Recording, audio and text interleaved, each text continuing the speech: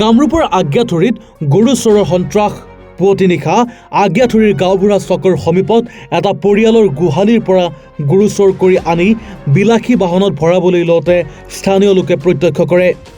ইতিমধ্যে 4গৰাকী চোৰক উত্তম মাধ্যম সোধাই আৰক্ষীক গতাই দিয়ে স্থানীয় ৰাইজে।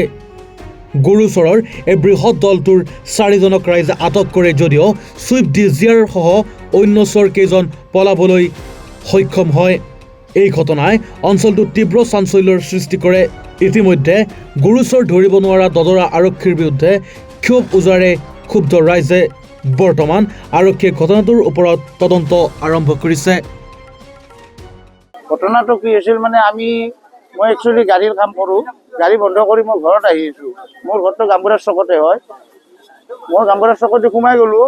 সিহঁতৰ এইখন গাড়ীখন যে আছে, এইখন গাড়ী সিহঁতে মোৰ ঘৰৰ অলপ ওচৰতে ৰখাই ফেলে, এই যিখন ভাঙিছে গাড়ীখন, সেই গাড়ীখন ছাইডত ৰখাই ফেলে কিবা কৰি থকা বুলি ভাবিলোঁ। মই গুচি গ'লোঁ। মোৰ পিছে পিছে আকৌ ভাইটিকে আহিল, সিও ড্ৰাইভৰ কাম কৰে।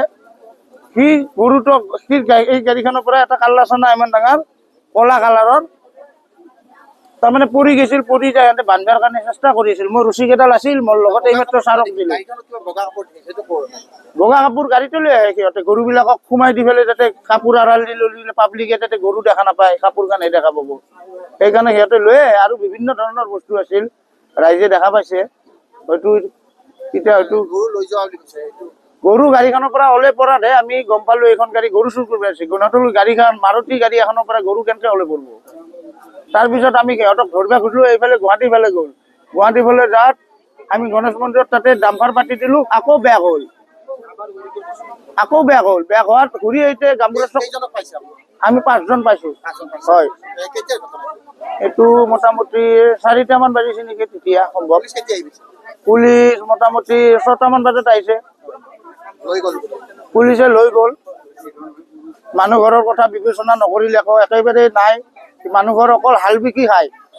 আমাৰ ৰাইজখন ইমান দেৰিলৈকে যে আছে মানুহ ঘৰৰ কাৰণেহে আছে। মানুহ ঘৰ হাল বিকি খাই এটা গৰু লৈ গ'ল। পুলিচে গৰু লৈ গুচি গ'ল। গৰু নিছে মানে পুলিচ চুৰ কেইজন লৈ গুচি গ'ল। গৰু নিছে বুলি কৈছে তেওঁলোকক।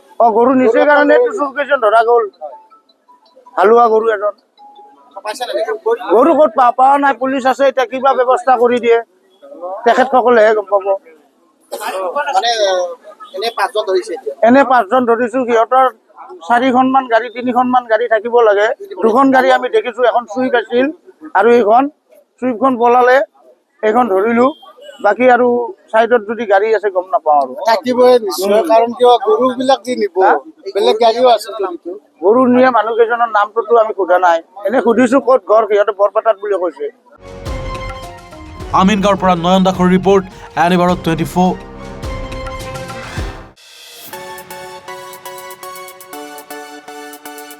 ৰঙাপাৰাবাসীৰ বাবে সুখবৰ।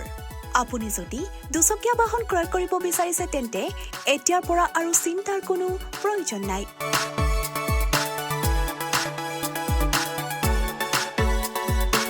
আপুনিও আহিব পাৰে DBP associate Bajaj two wheeler ডিলাৰলৈ।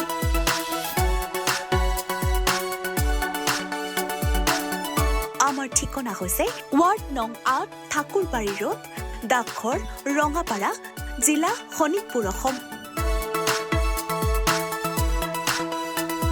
আমাৰ যোগাযোগ নম্বৰ হৈছে 9435707133 আৰু 9707967285।